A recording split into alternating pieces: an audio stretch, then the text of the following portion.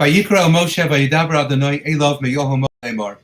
And HaKadosh Baruch Hu called to Moshe Rabbeinu, and he spoke to him from the Ohel Moed, saying as follows, to be conveyed to the rest of Klal Yisrael.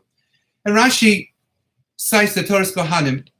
That's basically asking why the words of VaYikra Moshe, that God called to Moshe, are mentioned prior to VaYidaber. We would have understood that HaKadosh Baruch Hu was speaking to Moshe Rabbeinu. So it's to instruct us into understanding that each and every time that HaKadosh Baruch Hu spoke to Moshe Rabbeinu, l'chol dibros, l'chol amiros, l'chol tzivuyim, with any kind of a message to be passed on to Klal Yisrael, kadma kriya, there was first a calling. And why? Lashon chiba, because it was a form of endearment. And it wasn't the way I always understood, certainly not solely that it meant that it's an endearing thing to call somebody before you're going to have an exchange with them, and to call them by name, Moshe, Moshela. But rather I saw brought down in the name of Yaakov Moshe Chalap in the Sefer Meimarom, that what does chiba mean, an endearment? An endearment of a she'ifa, an endearment of a longing, of a pining. That HaKadosh Baruch Hu wanted to speak to Moshe Rabbeinu. He longed to speak to Moshe Rabbeinu. Why did he want to speak to Moshe Rabbeinu? Why did he long to speak to him? Moshe Rabbeinu wasn't such a great conversationalist. He was a megamgem. He was a kafad peh. So why did HaKadosh Baruch Hu long to speak to him? Because the jest of Meimarom. Because much as in life, we have she'ifos, and we have desires. And we have desires for so many things, and some of them are not always appropriate.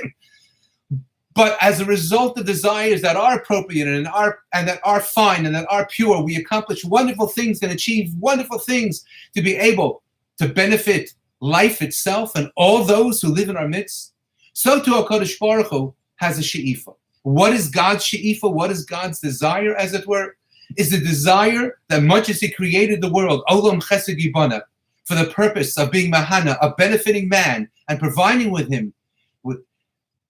him with endless opportunities and challenges of accomplishments in life, to be so privileged. HaKadosh Baruch Hu, after the creation of the world, wanted to increase that and bring into existence things of divinely inspired notions as to how we can better our existence and better our lives and better our relationships and better the way that we relate to each other, let alone to HaKadosh Baruch Hu. And what is the vehicle for that betterment? Says the Meimarom, it is the oral interpretation of the written law of HaKadosh Baruch Hu. It's the Torah Sheba'al Peh that we engage in properly on a daily basis of learning and studying and probing and explaining and wrangling with the written Torah presented to us by HaKadosh Baruch Hu.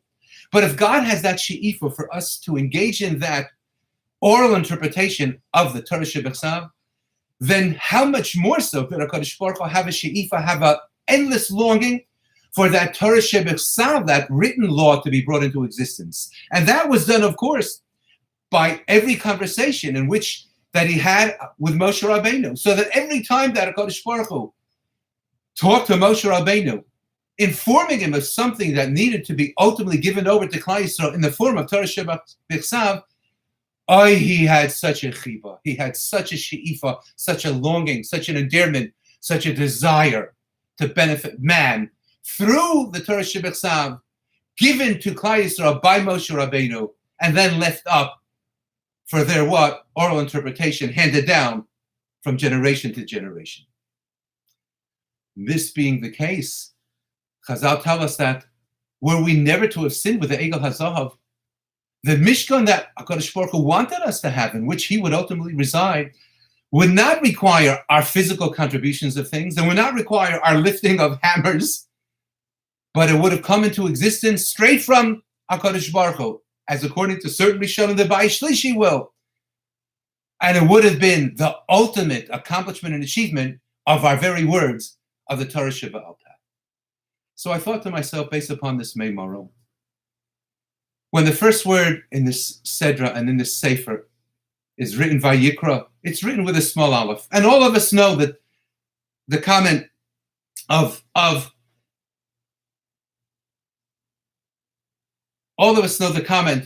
Balaturim, who tells us that that aleph of VaYikra is written as an aleph Ze'ira. It's a small aleph, because Moshe Rabbeinu felt that he was no more worthy than anyone else on the face of the earth of being approached by a Kadosh Baruch Hu in conversation and communication. And therefore, he left off the Aleph, VaYikra, that a Kadosh Baruch Hu chanced upon him, happened upon him, like it's written by Bilam and the other Umos HaOlam. And the Kadosh Baruch Hu said to him, suggested Balaturim, no, Moshe, Shride, you write the Aleph, make it VaYikra. That no, I came to you appropriately, properly. It wasn't by happenstance. I wanted to come with you. And we know, based upon other statements of Chazal, that Moshe Rabbeinu, how fortunate, how worthy, how lucky was he, how lucky was a woman to give birth to such a son, that when he needed to ask Ribbon Shalom a question, he could come to Kodesh Baruch Hu and say, I need to speak Ribbon Shalom, and Kodesh Baruch Hu would answer him. So Moshe Rabbeinu wrote the Aleph, but he wrote it in a very small fashion, a small Aleph, an Aleph Ze'ira. And I thought to myself, what in the world does the Ribbon Shalom want us to understand from all that we're going through when we're incarcerated and we're in lockdown and we're in self-isolation? And if we need something outside the house, Tomer, maybe a person will go, but the person from the household who will go has to be the less vulnerable. And we have so many precautions to take and a constant washing of our hands. What is he trying to say to us? Maybe what he's trying to say to us is to use this time to learn more and to study more and to hear his message more in terms of how we should be understanding and probing and challenging ourselves to understand what we've always known, how to implement it properly in our lives.